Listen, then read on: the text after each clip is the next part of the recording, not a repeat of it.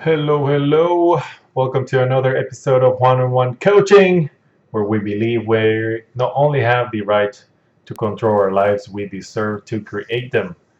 Today, I wanted to quickly share something that came to mind as several people asked me about how to hold somebody accountable, how to make sure that someone follows through with their project, how do you get them motivated to do their job, and similar variations of the same question.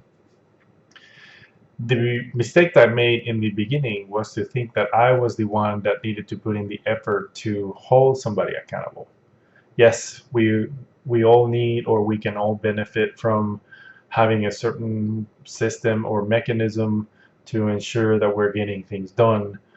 But the easiest way to play with accountability is to actually include the other person in the definition of the expectations for the project and when the project's going to get done and how is it going to get done and who needs to do what in order for things to work. It's a very counterintuitive process in the beginning because you think that because the project is yours, you have to be in control of everything, and then you just expect people to work and give 100% of their effort regardless of whatever it is, because that's just who you're the one that's making the call, you're the one hiring them, you're the one looking for them to do it. But that's not necessarily the case. We work better if we have a stake in the game, if we're invested in the process, if we know why something is important, what needs to get done, why is it important, why should I care about it. If I know that, I will most likely do whatever needs to get done.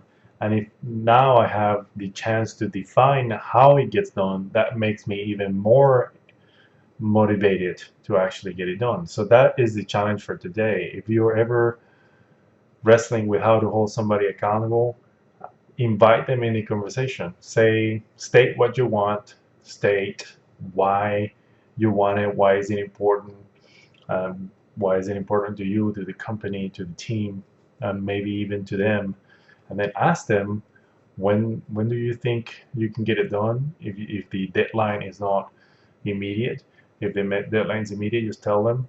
But then ask them how do they want to check in with you? How do they want to keep you updated? Um, what do they want your role to be in the project completion? Do they want guidance from you every now and then? Do they just want office hours so they can ask you questions about the project?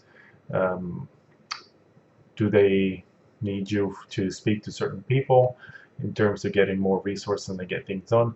Allow them to define some of those things and invite them into the conversation. And it's pretty much like a negotiation, because once they are part of it, once they are part of the design of the project in some shape or form, they will believe that they own that project, that they have stake in the game, and they will internally motivate themselves to get it done because they were part of it and they committed to getting it done a certain way with certain check-ins and certain ways to measure it.